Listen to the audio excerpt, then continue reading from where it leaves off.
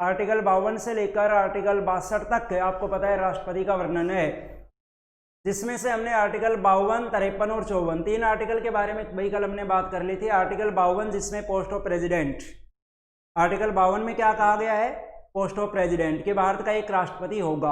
Article 53 में क्या था, आर्टिकल 53 मैंने आपको बताया था कि संघ की जो कार्यपालिका है उस कार्यपालिका की सभी शक्तियां किसमें निहित होंगी, भाई राष्ट्रपति में निहित होंगी।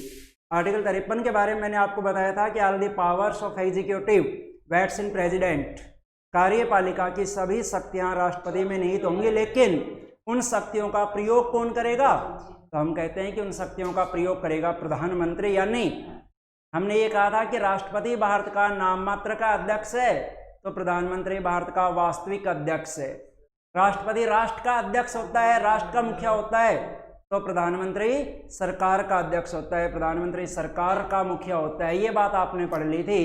इसके बाद आपने पढ़ा था भाई आर्टिकल 54, आर्टिकल 54 जिसमें क्या है कि भारत का जो राष्ट्रपति होगा वो इलेक्टेड होगा, यानी उसका निर्वाचन होगा। ये बात मैंने आपको बताई थी। और साथ में मैंने बताया था कि प्रोविजन ऑफ इलेक्शन, राष्ट्रपति के जो निर्वाचन का प्रावधान है वो कहाँ से लिया गया है, तो वो लिया गया है भाई यूएसए यानी अमेरिका से। तो आर्टिकल 52, 53, 54 तक कल आपने पढ़ लिया था।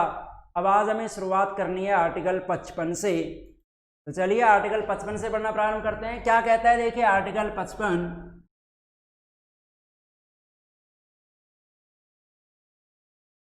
देखिए क्या आता है अनुच्छेद 55 में। अनुच्छेद 55 क्या कहता है, election process of the president. अनुच्छेद 55 में क्या है, election process of the president, यानी राष्ट्रपति की निर्वाचन प्रणाली, राष्ट्रपति की निर्वाचन प्रक्रिया की भारत का जो राष्ट्रपति होगा उस राष्ट्रपति का निर्वाचन किस प्रक्रिया से होगा, किस प्रणाली से होगा, वो बात दी गई है कहां पर, आर्टिकल 55 में। आर्टिकल 55 में क्या है, मैंने आपको बताया election process of president, election process of president, राष्ट्रपति की निर्वाचन प्रक्रिया। एक बार जल्दी से आप लोग मुझे आंसर दें कि ये राष्ट्रपति की जो निर्वाचन प्रक्रिया है, यह निर्वाचन प्रक्रिया कौन से देश से ग्रहण की गई है, जल्दी बताएं। फिर आगे मैं आपको बस समझा रहा हूं निर्वाचन प्रक्रिया के राष्ट्रपति का निर्वाचन किस प्रकार होता है, वो सारी बात मैं आपको समझाऊंगा। लेकिन उससे पहले आप मुझे जल्दी से एक बार आंसर दें कि राष्ट्रपति की निर्वाचन प्रणाली, राष्ट्रपति का इलेक्शन सिस्टम कौन से देश से ग्रहण किया गया है।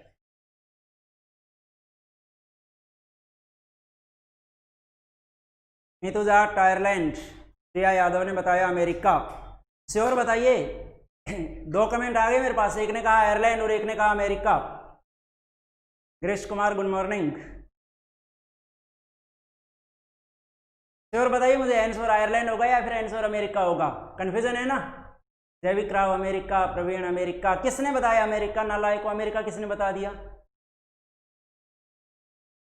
प्रीति यादव यूएसए, जयश्री यादव, गिरीश कुमार, नगेंद्र यादव, सभी अमेरिका बता रहे हो ना।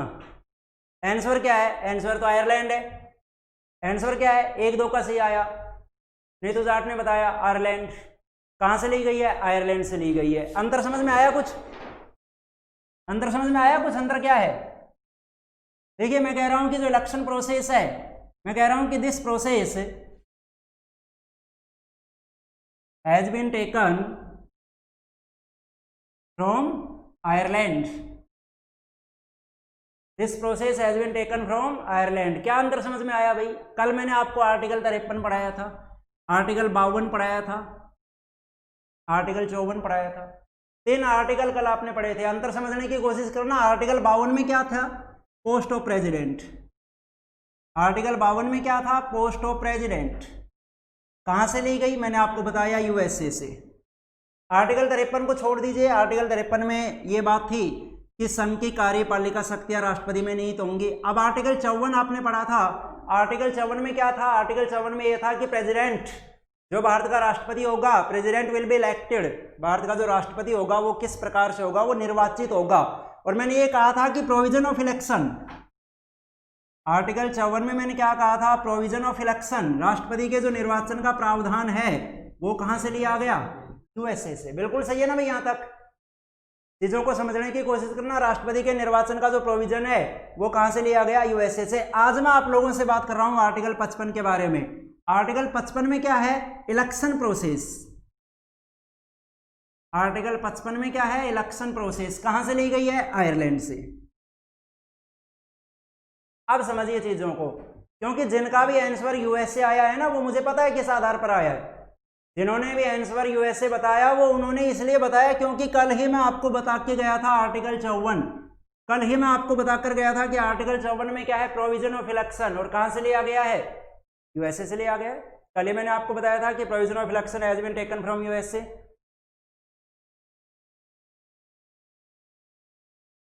बिल्कुल। अब देखिए आगे, आर्टिकल 52 और आर्टिकल 54। आर्टिकल 52 में क्या है, पोस्ट ऑफ प्रेसिडेंट, राष्ट्रपति का पद। आर्टिकल 52 में क्या है भाई, राष्ट्रपति का पद। कहां से लिया गया राष्ट्रपति का पद, ये कहां से लिया गया। गिरीश कुमार मैसेज को डिलीट मत किया कर भाई, जो भेज रहा है पढ़ने के पहले। आर्टिकल 52 पोस्ट ऑफ प्रेसिडेंट कहां से ली गई, यूएसए से। आर्टिकल 54 में प्रोविजन ऑफ इलेक्शन कहां से लिया गया, यूएसए से। यानी आर्टिकल 52 ये बात कहता है कि भारत का एक राष्ट्रपति होगा, और वो कहां से लिया हमने ये प्रावधान, ये अमेरिका से लिया। आर्टिकल 54 ये बात कहता है कि भारत का राष्ट्रपति निर्वाचित होगा, क्योंकि हमने राष्ट्रपति का पद यूएसए से उठाया है, और यूएसए का जो प्रेसिडेंट होता है वो भाई इलेक्टेड होता है, निर्वाचित होता है, इसलिए भारत का राष्ट्रपति भी निर्वाचित होगा। ये बात हमने कहां से ली, ये भी हमने यूएसए से ली। आर्टिकल 54 क्या कहता है कि आर्टिकल 54 कहता है प्रेसिडेंट विल बी इलेक्टेड, जो राष्ट्रपति होगा वो इलेक्टेड होगा, वो निर्वाचित होगा, वो अपॉइंटेड नहीं होगा, वो नॉमिनेटेड नहीं होगा, बल्कि वो इलेक्टेड होगा। तो ये बात हमने कहां से ले ली, 54 से। 54 से हमने ये लिया कि भारत का राष्ट्रपति निर्वाचित होगा। लेकिन आर्टिकल 55 बताता है इलेक्शन प्रोसेस, राष्ट्रपति की निर्वाचन प्रक्रिया क्या होगी, राष्ट्रपति की निर्वाचन प्रणाली क्या होगी, और जो प्रणाली ली गई है वो कहां से ली गई है, आयरलैंड से। जो आप प्रणाली पढ़ते हैं, जो आप राष्ट्रपति की जो आप निर्वाचन प्रक्रिया पढ़ते हैं, single transferable indirect vote system, एकल संक्रमणीय मत प्रणाली जो आप पढ़ते हैं, वो कहां से ली गई है, वो ध्यान रखना, आयरलैंड से ली गई है। जल्दी बताओ चीजें समझ में आई या नहीं आई, कैप्चर कीजिए और जल्दी बताइए तीनों चीजें एक साथ समझ में आई या नहीं आई। अगर समझ में नहीं आया होगा तो एक बार फिर रिपीट कर दूंगा, लेकिन आप मुझे बताएं कि आपको ये चीज समझ में आई या फिर नहीं आई। कमेंट करें जल्दी से।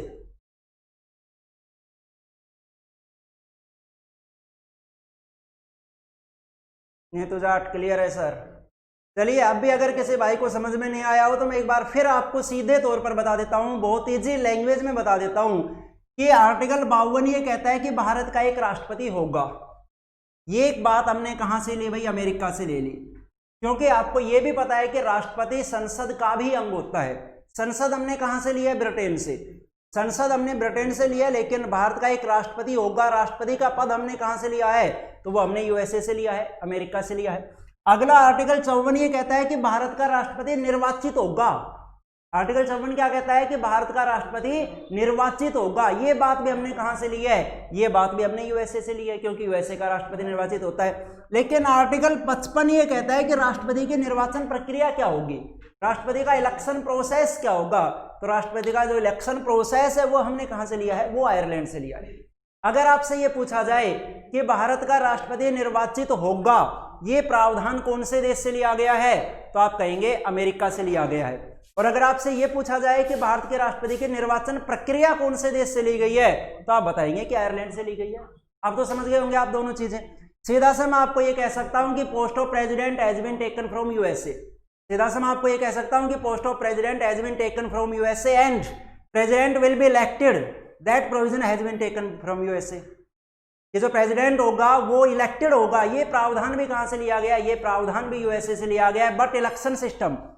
But election process has been taken from Ireland. ध्यान रखेंगे आप सारी बातें कि जो इलेक्शन प्रोसेस है, जो निर्वाचन प्रक्रिया है, वो कहां से ली गई है, वो आयरलैंड से ली गई है। तो क्लियर भाई, आर्टिकल 52, 54 और 55। अब मैं आपको आर्टिकल 55 पढ़ाना चाह रहा था। देखिए आर्टिकल 55 में क्या है, आर्टिकल 55 में आता है राष्ट्रपति की निर्वाचन प्रक्रिया,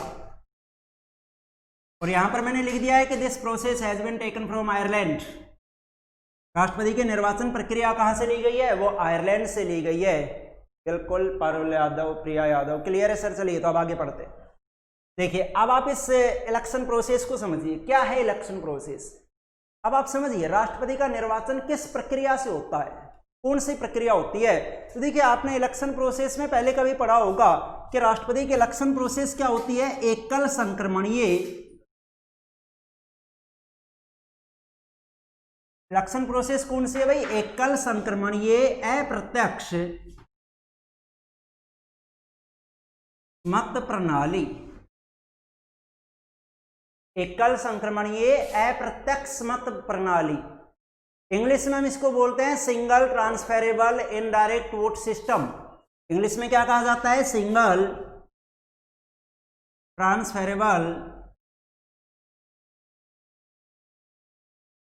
इनडायरेक्ट वोट सिस्टम।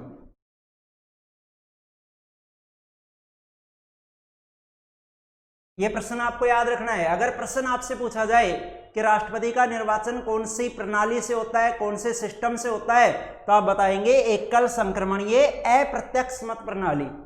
कल के क्लास में किसी भाई ने पूछा था प्रत्यक्ष और अप्रत्यक्ष के बारे में, तो वो मैं आज बता रहा हूं आपको। देखिए, मैंने कहा कि राष्ट्रपति का निर्वाचन अप्रत्यक्ष रूप से होता है। इसका मतलब क्या हुआ कि देखिए, जैसे हम चुनते हैं सरपंच वगैरह या फिर MP MLA, इनके लिए हम वोटिंग करते हैं, हम मतदान करते हैं, हम वोट डालने जाते हैं। तो आपने देखा होगा कि हमारे सामने जितने भी कैंडिडेट हैं, 3 4 5 जितने भी कैंडिडेट हैं, उनमें से हम किसी भी एक कैंडिडेट को अपना वोट देते हैं और हमारा एक वोट उस कैंडिडेट के खाते में ऐड कर दिया जाता है, खाते में जोड़ दिया जाता है।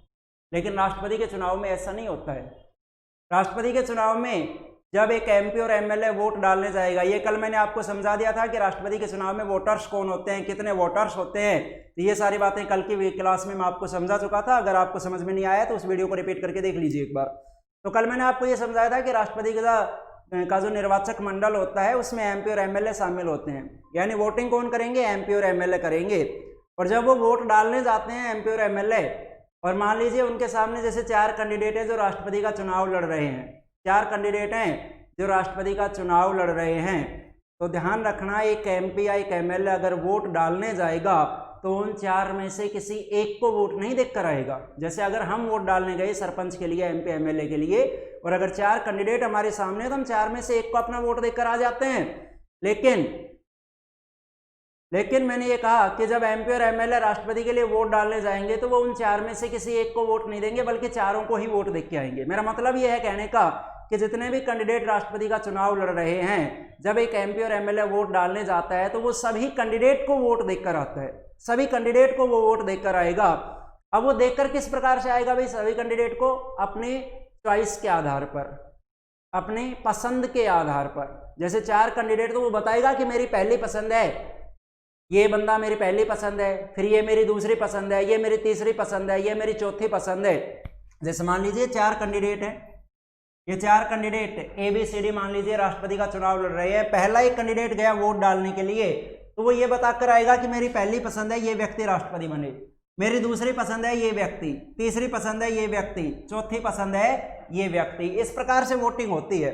और फिर लास्ट में जितने भी वैलिड वोट्स होते हैं, जितने भी टोटल वोट्स डाले जाते हैं, उनमें से जो वोट कैंसिल हो गए किसी भी कारण से, उनको हटा दिया जाता है। वोट कैंसिल कैसे होता है? वो कैंसिल इस वजह से भी हो सकता है कि जैसे अगर एक MP वोट डालने गया और 4 कैंडिडेट सामने, 4 में से उसने किसी 3 को ही वोट दिया, अगर एक को वोट नहीं दिया तो उसका वोट कैंसिल हो जाएगा। मतलब जितने कैंडिडेट चुनाव लड़ रहे हैं सभी को वोट देना जरूरी है। अगर आपने एक को भी छोड़ा तो आपका वोट कैंसिल हो जाएगा। अब फॉर एग्जाम्पल मान लीजिए टोटल 200 वोट डाले गए। मैं एक उदाहरण समझा रहा हूं आपको। कल मैंने आपको बता दिया था कि कितने वोटर्स होते हैं, 4896। मैं एग्जाम्पल लेके चल रहा हूं 200 का। मान लीजिए 200 वोट टोटल डाले गए और इसमें से जो कैंसिल वोट हुए वो हमने हटा दिए। अब मान लीजिए कैंसिल वोट हटाने के बाद हमारे पास वोट बच गए टोटल 190। तो ये 190 क्या कहलाएंगे? ये कहलाएंगे वैलिड वोट्स, वैध मत। तो जैसे ही टोटल वैलिड वोट आ जाते हैं बाद में हमारे पास, तो ये देखा जाता है कि वैलिड वोट में से 50% प्लस 1, जिस बंदे को 50% प्लस 1 लोगों ने पहली पसंद पर रखा है, वो बंदा भारत का राष्ट्रपति बनेगा। जैसे मैंने कहा कि 200 वोट डाले गए, उसमें से 10 वोट कैंसिल हो गए, बच गए आपके सामने कितने वोट भाई? 190 वोट आपके सामने बच गए। बच गए कितने? 190 वोट आपके सामने बच गए। तो 190 में से जितने बंदों ने, जिस बंदे को 50% प्लस 1 लोगों ने पहली पसंद पर रखा, उसे भारत का राष्ट्रपति बना दिया जाता है। ये होती है एकल संक्रमणीय मत प्रणाली। अब मैंने ये कहा कि राष्ट्रपति के चुनाव में वोटर्स कौन होते हैं भाई, मतदाता कौन होते हैं, वोट कौन डालते हैं, तो मैंने आपको बताया कि वोट कौन डालेंगे, एमपी और एमएलए। वोट कौन डालेंगे भाई, एमपी और एमएलए। अब ये एमपी और एमएलए कौन है भाई, ये जनता के ही तो प्रतिनिधि हैं। यानी मैं सीधा सा ये कह सकता हूं कि राष्ट्रपति के चुनाव में भारत की 1.25 अरब जनता सीधे वोटिंग नहीं करती। राष्ट्रपति के चुनाव में जो भारत की 1.25 अरब जनता है, वो 1.25 अरब जनता सीधे वोट नहीं डालती, बल्कि वोट कौन डालते हैं, एमपी और एमएलए। जैसे मान लीजिए कोई भी एक एरिया है, कोई भी एक विधानसभा क्षेत्र है, उस विधानसभा क्षेत्र की जनता ने अपना एक एमएलए चुन लिया, अपना एक एमएलए चुन लिया, तो जहां जिस बंदे को ये एमएलए वोट दे के आएगा, उसका मतलब क्या हुआ कि उस क्षेत्र की जनता ने वोट दे दिया। तो देखिए सीधा चुना गया है राष्ट्रपति, यानी राष्ट्रपति का चुनाव हुआ वो जनता के द्वारा ही हुआ, लेकिन किस रूप में, अप्रत्यक्ष रूप में। प्रत्यक्ष डायरेक्ट जनता ने तो वोट नहीं डाले, जनता के कैंडिडेट्स ने वोट डाले हैं, जनता के प्रतिनिधियों ने वोट डाले हैं। इसलिए हम कहते हैं कि राष्ट्रपति का चुनाव जनता के द्वारा अप्रत्यक्ष रूप से किया जाता है, प्रत्यक्ष रूप से नहीं किया जाता।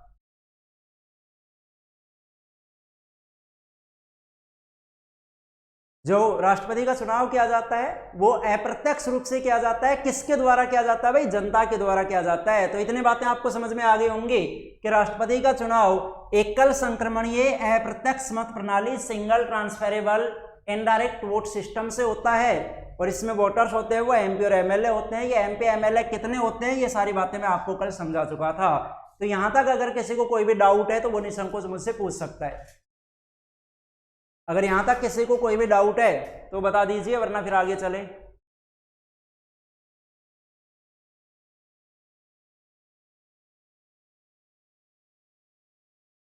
देखिए अगर मैं बात करूं इंडियन पॉलिटी को लेकर, तो इंडियन पॉलिटी का सबसे इंपॉर्टेंट टॉपिक पढ़ रहे हैं आज आप लोग। इंडियन पॉलिटी का आज आप लोग सबसे इंपॉर्टेंट टॉपिक पढ़ रहे हैं, सबसे महत्वपूर्ण टॉपिक, जहां से सबसे अधिक प्रश्न परीक्षा में पूछे जाते हैं।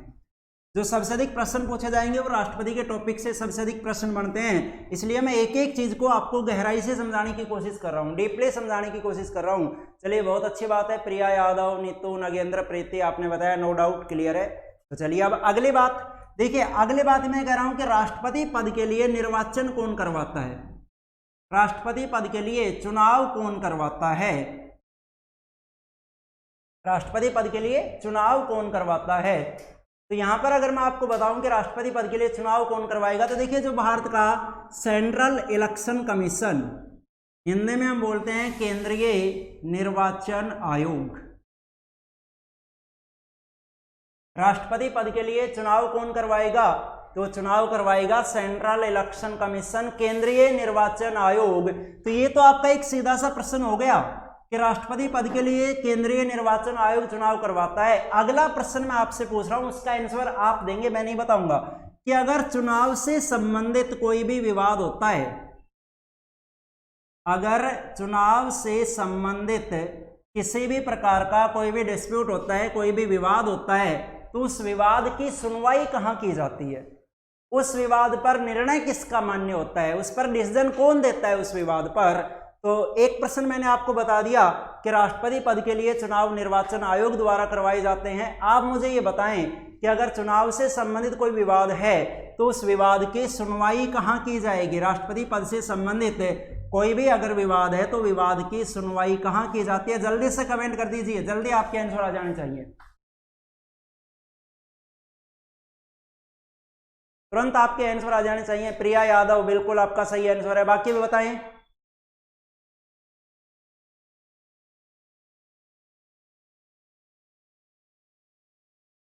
नीतू जाट, ग्रीश कुमार, बिल्कुल भाई आपने, 3 बंदों ने आंसर दिया और तीनों का ही सही है कि जो चुनाव से संबंधित अगर किसी भी प्रकार का कोई भी विवाद होगा तो उसकी सुनवाई कहाँ की जाएगी, उसकी सुनवाई की जाएगी सुप्रीम कोर्ट, भारत के सर्वोच्च न्यायालय में।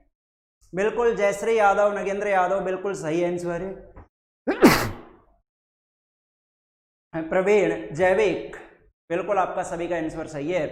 अब यहाँ पर ये कंफ्यूजन पैदा करने वाला प्रश्न है। देखिए कंफ्यूजन ये हो जाता है कि जब राष्ट्रपति पद के लिए केंद्रीय निर्वाचन आयोग चुनाव करवाता है, सेंट्रल इलेक्शन कमीशन चुनाव करवाता है, तो हमें कंफ्यूजन ये हो सकता है कि चुनाव में अगर कोई विवाद होगा तो कई भाइयों के दिमाग में ये एक बात आ जाती है कि चुनाव जब निर्वाचन आयोग ने करवाए तो विवाद की सुनवाई भी निर्वाचन आयोग में ही की जाएगी। ध्यान रखना, निर्वाचन आयोग का काम केवल राष्ट्रपति पद के लिए चुनाव करवाने का है, जबकि अगर चुनाव में किसी भी प्रकार का कोई भी विवाद होता है तो उस विवाद की सुनवाई कहाँ की जाएगी? सुप्रीम कोर्ट में। और सुप्रीम कोर्ट का ही जो निर्णय होगा वो सुप्रीम कोर्ट का ही निर्णय मान्य होगा।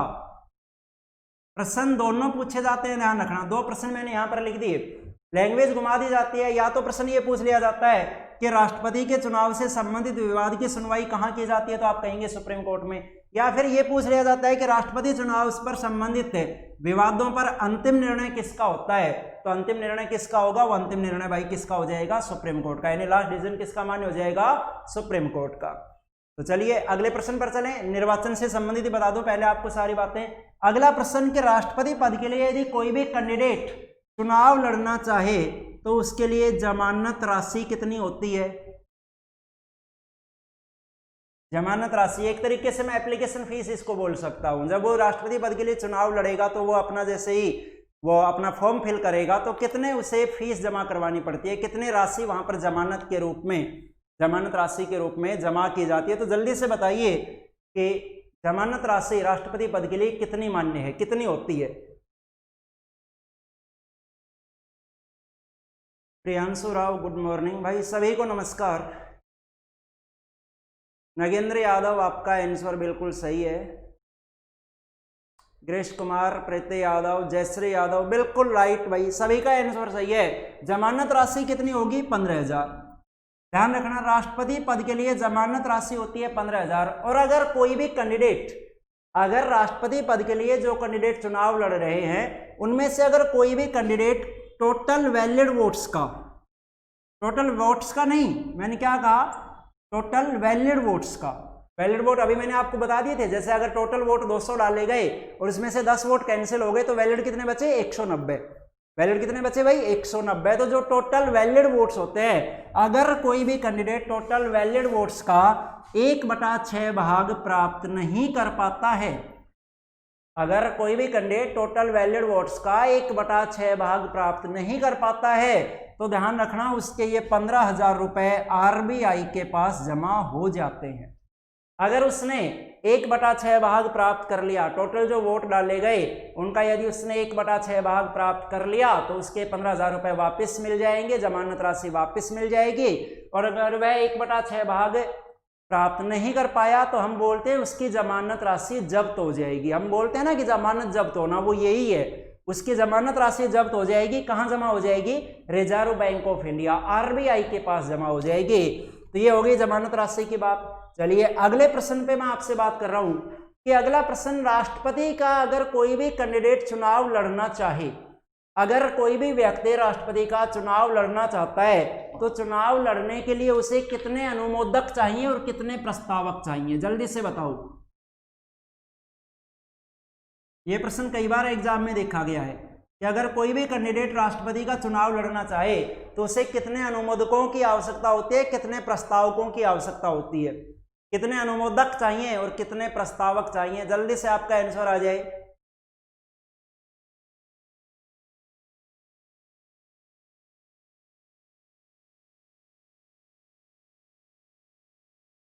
वेट कर रहा हूं मैं आप लोगों के आंसर का।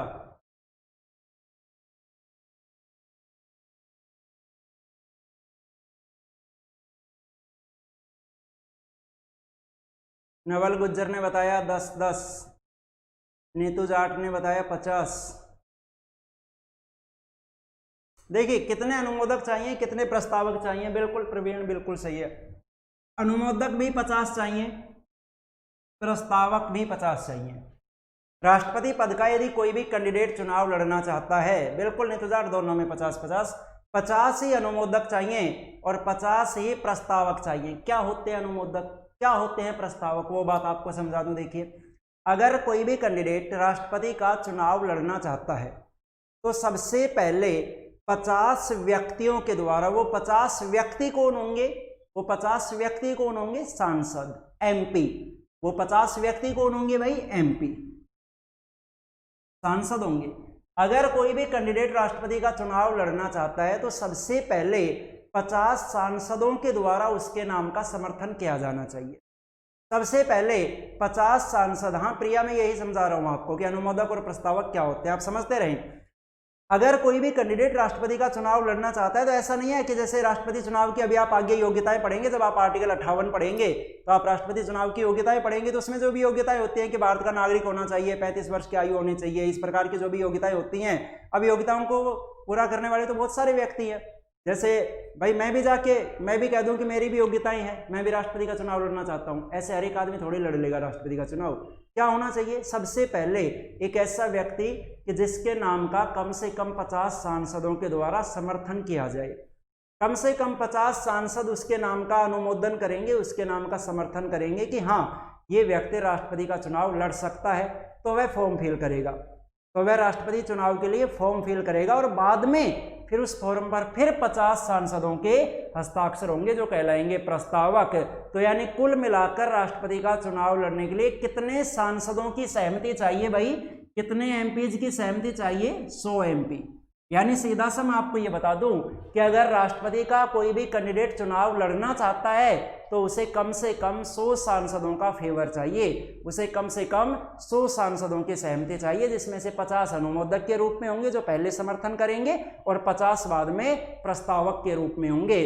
तो प्रिया यादव आपने पूछा था ये डाउट, आपको समझ में आ गया होगा।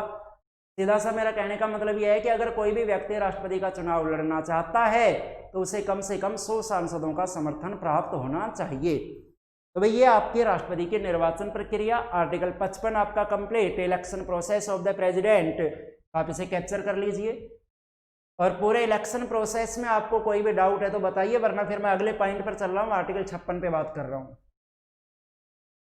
एक एक आर्टिकल को मैं आपको डीपली समझाते हुए चल रहा हूँ कि एक एक आर्टिकल में क्या दिया गया है। जैसे आर्टिकल 55 में निर्वाचन प्रक्रिया है, तो निर्वाचन प्रक्रिया मैंने आपको कंप्लीट समझा दी, कैप्चर कर लिया होगा आपने इसे। अब यदि आप में से किसी का कोई भी डाउट है कंप्लीट निर्वाचन प्रक्रिया से संबंधित तो आप निसंकोच बता दीजिए। कोई डाउट है तो भाई बता दो, वरना फिर मुझे सहमति दीजिए कि आगे बढ़ा जाए।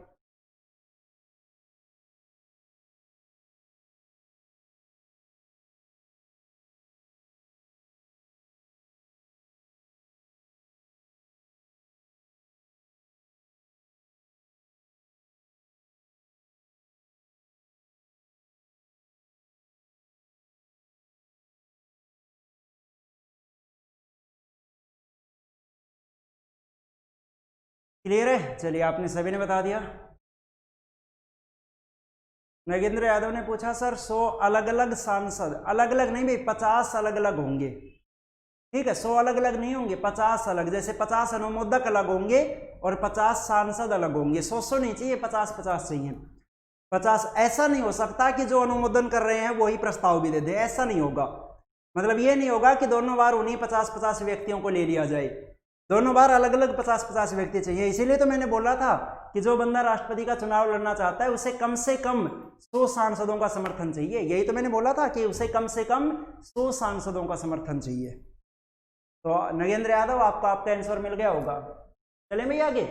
अब हम बात करते हैं, देखिए आर्टिकल 56,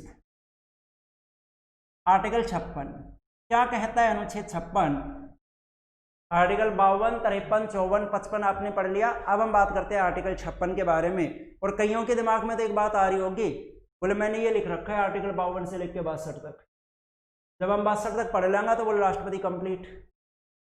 हो सकता है कईयों के दिमाग में बात आ रही हो, इतना ही नहीं है राष्ट्रपति का टॉपिक, मैंने कहा था सबसे बड़ा टॉपिक है, कई दिन तक चलेगा। आर्टिकल 52 से 62 तक तो कुछ भी नहीं है, चौथा हिस्सा भी नहीं आएगा, मेन बातें तो उसके बाद ही आएंगी भाई। आर्टिकल 62 जब आप कंप्लीट कर चुके होंगे उसके बाद मेन बातें आएंगी। राष्ट्रपति की शक्तियां, सभी प्रकार की शक्तियां पढ़ेंगे, राष्ट्रपति के जो भी फैक्ट हैं वो सारे फैक्ट पढ़ेंगे। जैसे हम पढ़ते हैं ना कौन से राष्ट्रपति, भारत के प्रथम राष्ट्रपति कौन, प्रथम कार्यवाहक राष्ट्रपति कौन थे, फर्स्ट एक्टिंग प्रेसिडेंट कौन थे, सबसे अधिक उम्र के राष्ट्रपति कौन थे, फर्स्ट मोमडन प्रेसिडेंट कौन थे, फर्स्ट सिख प्रेसिडेंट कौन थे, इस प्रकार के। तो बहुत लंबा टॉपिक है, आप केवल एक एक पॉइंट को समझते रहें, कोई बात नहीं, टॉपिक 4 दिन के बजाय 6 दिन में पूरा हो जाएगा, लेकिन आपको एक एक चीज समझ में आ जानी चाहिए। अब देखिए आर्टिकल 56 क्या बात कहता है। आर्टिकल 56 में क्या दिया गया है, तो ध्यान रखेंगे आर्टिकल 56 में आता है terms of president, term of president, यानी हिंदी में मैं इसे कह सकता हूं राष्ट्रपति का कार्यकाल।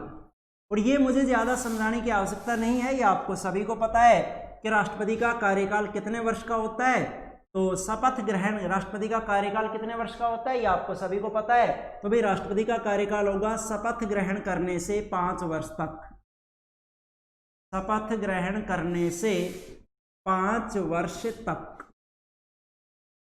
कि जिस दिन राष्ट्रपति अपने पद की शपथ ग्रहण करेगा, शपथ ग्रहण करने के दिन से लगाकर 5 साल तक राष्ट्रपति का कार्यकाल रहेगा, 5 वर्ष तक राष्ट्रपति का कार्यकाल रहेगा। तो ये बात आर्टिकल 56 में आती है। यहाँ मुझे आपको ज़्यादा समझाने की आवश्यकता नहीं है। शपथ की मैं अभी आपसे बात नहीं करूँगा, क्योंकि अगले आर्टिकल में जब हम शपथ की बात करेंगे वहाँ आपको बता दूंगा। तो जिस दिन राष्ट्रपति अपने पद की शपथ ग्रहण करता है उस दिन से लेकर 5 साल तक राष्ट्रपति का कार्यकाल रहता है। ये बात आर्टिकल 56 में आती है। अब आता है आर्टिकल 57। देखिए क्या है आर्टिकल 57 में, आर्टिकल 57 अनुच्छेद 57 क्या कहता है वो देखिए। आर्टिकल 57 ये बात कहता है, आर्टिकल 57 में क्या है, provision of free election, provision of री इलेक्शन यानी पुनः निर्वाचन का प्रावधान। आर्टिकल 57 में आता है भाई प्रोविजन ऑफ री election, provision of free election for the president, यानी राष्ट्रपति के पुनः निर्वाचन का प्रावधान। राष्ट्रपति के लिए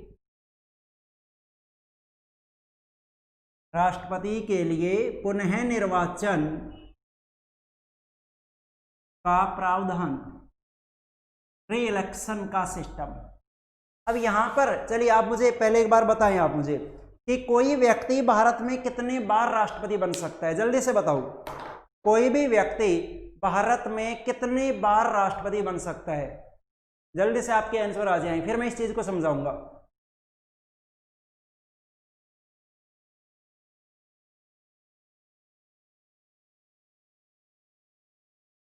जल्दी बताइए भाई कि कोई एक व्यक्ति कितने बार भारत में राष्ट्रपति बन सकता है।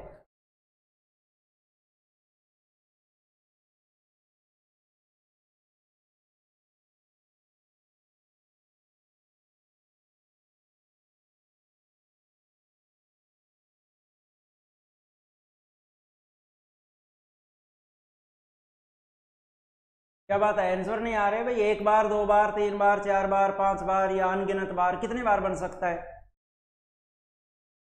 प्रवीण का आंसर आया। नगेंद्र यादव आपका आंसर गलत है। गिरीश कुमार आपका आंसर सही है। नीतू जाट बिल्कुल सही है। गिरीश कुमार अब आप गलत बता रहे हैं। आपका फर्स्ट कमेंट सही था, सेकंड कमेंट जो आपने दिया वो गलत है। किससे पोल्टी पढ़ ली भाई आप लोगों ने? 2 बंदों से मैं बात कर रहा हूँ, नगेंद्र एंड गिरीश। आपने किस टीचर से पोल्टी पढ़ ली? किस टीचर ने आपको ये बता दिया कि राष्ट्रपति पद के लिए मैक्सिमम एज 65 ईयर्स होती है? जैसे नगेंद्र ने कहा कि कितने भी बार बन सकता है 65 साल की उम्र तक। गिरीश कुमार भी ये कह रहा है कि कोई फिक्स नहीं है, 65 साल की उम्र तक लास्ट बनेगा।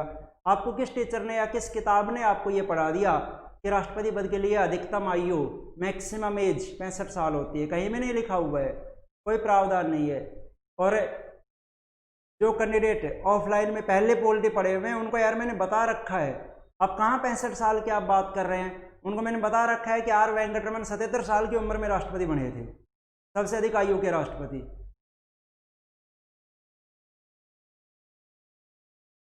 अनिल कुमार कितने भी बार, उसके लास्ट एज तक।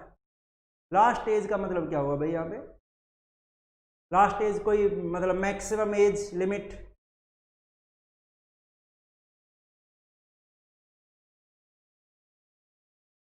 लोकेश शर्मा कोई उम्र नहीं होती, बिल्कुल लोकेश कोई उम्र नहीं होती। समझे क्या प्रोविजन है? देखिए क्या प्रावधान है। मैंने कहा अनिल कुमार मतलब जब तक वो जिंदा है। हाँ ये सही है। आर्टिकल 57 क्या कहता है? राष्ट्रपति के लिए पुनः निर्वाचन का प्रावधान। कि भारत का राष्ट्रपति क्या री इलेक्टेड हो सकता है? क्या भारत का राष्ट्रपति पुनः निर्वाचित हो सकता है? यानी एक ही व्यक्ति, Nagendra Yadav, sorry sir, supreme court के जज के लिए है। हाँ, सुप्रीम कोर्ट के जज के लिए, वो बिल्कुल सही है, लेकिन आप राष्ट्रपति के टॉपिक में सुप्रीम कोर्ट को अभी शामिल ना करें, सुप्रीम कोर्ट पढ़ें तब आंसर देना। क्या भारत का कोई व्यक्ति कितनी बार राष्ट्रपति पद के लिए चुनाव लड़ सकता है और कितने बार वो राष्ट्रपति बन सकता है? तो ध्यान रखना, इसके बारे में हमारे संविधान में कोई प्रावधान नहीं है। हमारे संविधान में इसके बारे में कोई प्रावधान नहीं है, यानी उसके लिए ना कोई मैक्सिमम एज लिमिट है, जैसा कि आप में से कई भाई बता रहे थे कि 65 साल की उम्र तक गलत है। राष्ट्रपति पद के लिए कोई मैक्सिमम एज लिमिट नहीं है, मिनिमम एज लिमिट होती है 35 ईयर्स। वो अभी मैं आगे आपको बताऊंगा राष्ट्रपति की योग्यताओं में। तो जो मैक्सिमम एज लिमिट है, कोई उसके लिए मैक्सिमम एज लिमिट नहीं है कि कितनी उम्र तक, और कोई उसके लिए ये प्रावधान नहीं है कि वह कितनी बार बनेगा। वो जितने बार चाहे वो राष्ट्रपति का चुनाव लड़ सकता है, और अगर वह चुनाव जीतता है तो वह राष्ट्रपति भी बन जाएगा, यानी उसके लिए कोई प्रावधान नहीं किया गया है। तो अगर आपसे कभी एग्जाम में ये प्रश्न पूछ लिया जाए कि भारत का कोई व्यक्ति कितनी बार राष्ट्रपति बन सकता है, तो आप कहेंगे कितनी भी बार बन सकता है, कोई फिक्स नहीं है, कोई उसकी मैक्सिमम एज लिमिट नहीं है, वह कितनी भी बार भारत का राष्ट्रपति बन सकता है। जब तक वह जिंदा है तब तक वह चुनाव लड़ सकता है, जब तक वह अपनी योग्यताओं को पूरा कर रहा है तब तक वह चुनाव लड़ सकता है, और अगर वह चुनाव जीतेगा तो उसे राष्ट्रपति बना दिया जाएगा। जैसे अगर मैं बात करूं डॉक्टर राजेंद्र प्रसाद, जिन्होंने एक बार 1952 का चुनाव जीता, तो 52 से लेकर 57 तक राष्ट्रपति रहे। फिर उन्होंने 57 में जब दोबारा इलेक्शन हुए तो फिर उन्होंने 57 का इलेक्शन भी जीता, 57 का चुनाव भी जीता, और 57 से लेकर 62 तक डॉक्टर राजेंद्र प्रसाद दोबारा राष्ट्रपति रहे। हालांकि एक ही व्यक्ति है डॉक्टर राजेंद्र प्रसाद जो 2 बार राष्ट्रपति बने हैं, ऐसा तो कोई दूसरा व्यक्ति तो है नहीं जो 2 बार राष्ट्रपति बना हो, यानी 1 से अधिक बार राष्ट्रपति बना हो, तो केवल डॉक्टर राजेंद्र प्रसाद ही 1 से अधिक बार राष्ट्रपति बने हैं। तो ये बात आती है भाई आर्टिकल 57 में। आर्टिकल 57 में क्या है? प्रोविजन ऑफ री इलेक्शन फॉर द प्रेसिडेंट, यानी राष्ट्रपति के लिए पुनः निर्वाचन का प्रावधान। कैप्चर कर लीजिए। आर्टिकल 58 की बात करते हैं आगे।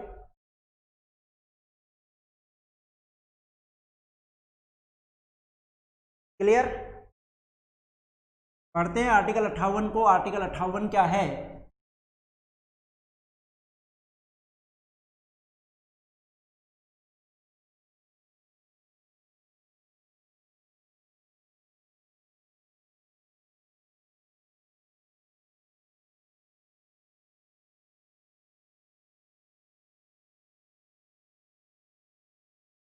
चलिए भाई बात करते हैं आर्टिकल 58 के बारे में। क्या कहता है आर्टिकल 58?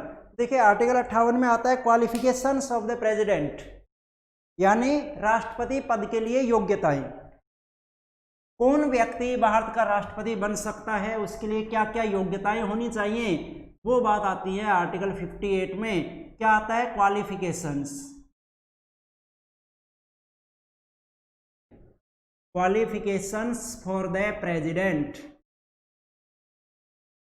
हिंदी में मैं कह सकता हूं राष्ट्रपति पद के लिए योग्यताएं, यानी कौन कौन सी योग्यताओं को यदि कोई व्यक्ति पूरा करेगा तो वह भारत का राष्ट्रपति बन सकता है, राष्ट्रपति का चुनाव लड़ सकता है। तो देखिए मैं आपको एक एक योग्यता बता रहा हूं, आप एक एक योग्यता को ध्यान से समझते हुए चलेंगे। तो सबसे पहली योग्यता जो होती है वो सबसे पहली योग्यता, देखिए फर्स्ट जो कंडीशन है वो फर्स्ट कंडीशन है ही शुड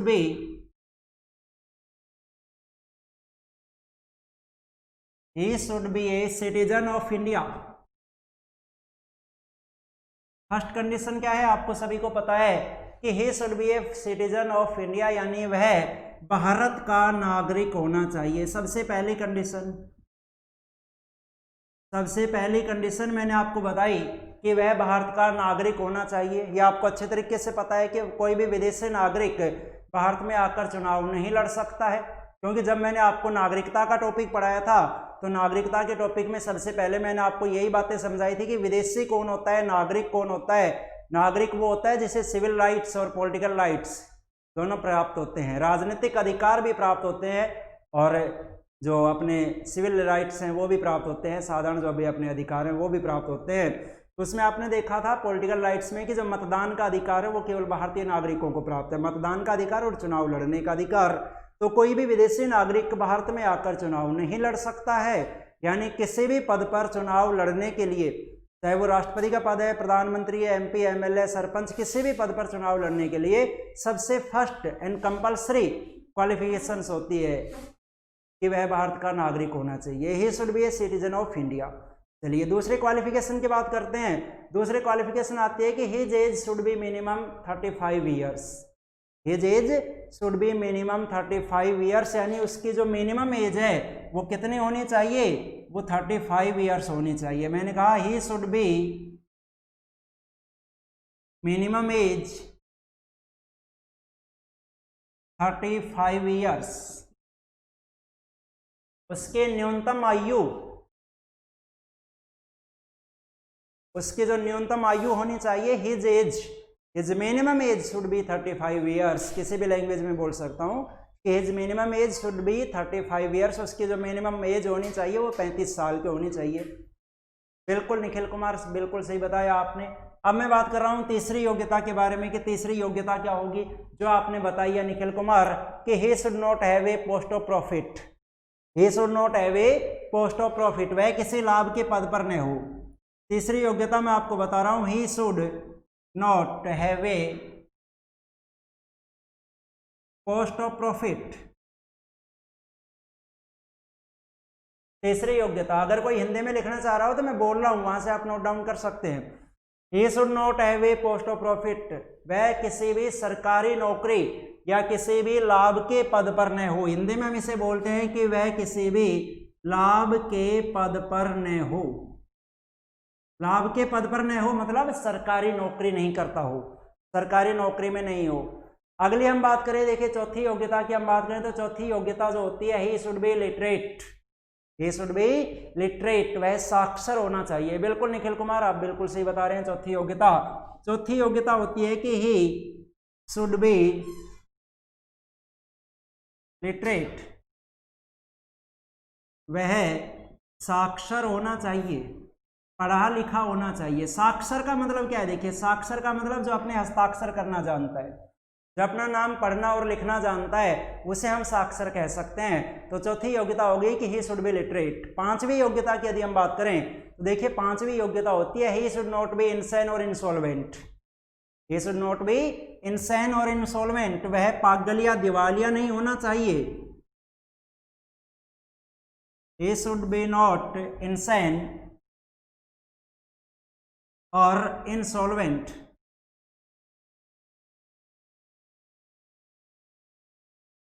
वह पागल ना हो, दिवालिया ना हो। ये उसके लिए अगली योग्यता, पागल या दिवालिया नहीं होना चाहिए। समझ गए होंगे भाई। पागल तो आप सभी जानते ही हैं, दिवालिया भी आपको लगभग सभी को पता होगा।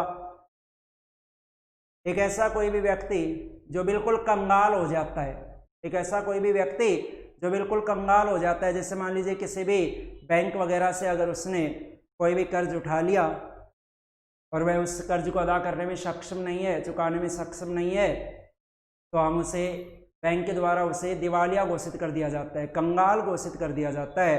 तो वह पागल नहीं होना चाहिए, वह दिवालिया नहीं होना चाहिए। एक और योग्यता मैं आपको बता दूं, छठी योग्यता कि he should be eligible to be a member of Lok Sabha. एक और योग्यता मैं आपको बता रहा हूं कि he should be eligible to be a member of Lok Sabha, यानी उसमें लोकसभा का सदस्य बनने की योग्यता होनी चाहिए। छठी योग्यता मैंने आपको बताई, ही should B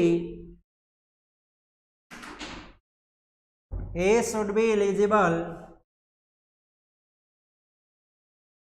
he should be eligible to be a member of Lok Sabha,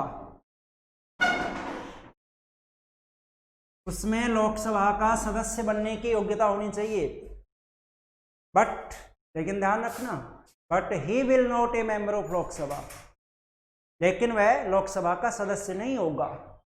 ये जरूर याद रखना कि उसमें लोकसभा का सदस्य बनने की योग्यता होनी चाहिए, उसमें लोकसभा का सदस्य बनने की योग्यता होनी चाहिए, लेकिन वह लोकसभा का सदस्य नहीं हो सकता।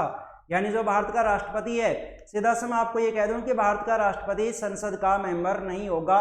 President can never be the member of either of the houses of parliament, यानी किसी भी सदन का मेंबर नहीं होगा। जो राष्ट्रपति होगा वो राष्ट्रपति संसद की किसी भी सदन का यानी लोकसभा या राज्यसभा का मेंबर नहीं होगा, लेकिन उसमें लोकसभा का सदस्य बनने की योग्यता जरूर होनी चाहिए। तो ये भाई आता है आर्टिकल 58 जो बात करता है राष्ट्रपति की योग्यताओं को लेकर। कैप्चर कर लीजिए, ज़्यादा कुछ समझाने की आवश्यकता नहीं है। आपको पता है कि भारत का नागरिक होना चाहिए, 35 साल उसके न्यूनतम आयु होनी चाहिए, किसी भी लाभ के पद पर ना हो, साक्षर होना चाहिए, पागल या दिवालिया ना हो, और उसमें लोकसभा सदस्य बनने की योग्यता होनी चाहिए। तो हमने बात की आर्टिकल 58 के बारे में। अब मैं आपसे बात करता हूँ आर्टिकल 59 के बारे में। तो देखिए क्या कहता है आर्टिकल 59। अब हम बात कर लें आर्टिकल 59 के बारे में। तो आप में से कोई बता सकता है मुझे आर्टिकल 59 में क्या बात दी गई है?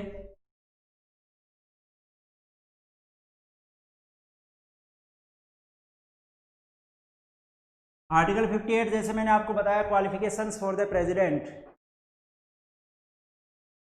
निखिल कुमार सर जी आपके नोट्स मैंने लिखे हुए हैं, सारे प्रश्न निकल जाते हैं उनसे। भाई ये तो मैं फर्स्ट डे ही चैलेंज देके खड़ा हुआ था कि जीके में क्वेश्चन बाहर नहीं जाएगा, केवल जो मैं पढ़ा रहा हूँ उसे पढ़ते रहें बस आप लोग। बात नॉलेज की नहीं है, क्योंकि आपको भी पता है, जो कैंडिडेट मेरे से पढ़ चुके, पता है कि मैं 2011 से जीके पढ़ाता आ रहा हूँ। 8 साल हो गए मुझे इस लाइन में, अनुभव हो जाता है, पता लग जाता है कहाँ से क्या पूछा जाएगा। नगेंद्र यादव सर लोकसभा के मेंबर में भी तो यही सब योग्यताएं होती हैं। नहीं, एक योग्यता अलग है ना, लोकसभा के मेंबर के लिए जो मिनिमम एज होती है वो 25 ईयर्स होती है, जबकि प्रेसिडेंट के लिए 35 ईयर्स होती है। नगेंद्र यादव अलग है ये। Nikhil Kumar article 59 president office की शर्तें, बिल्कुल निखिल कुमार बिल्कुल सही है। 59 जो कहता है, 59 में क्या दिया गया? 59 में वो कंडीशंस फॉर प्रेसिडेंट ऑफिस, यानी राष्ट्रपति कार्यालय के लिए जो शर्तें होंगी वो शर्तें आर्टिकल 59 में दी गई हैं। सर आपकी कंटिन्यू करो, 12 बजे आपकी क्लास या 2 बजे? 12 से पड़ेगी, नहीं सर आपकी 2 बजे।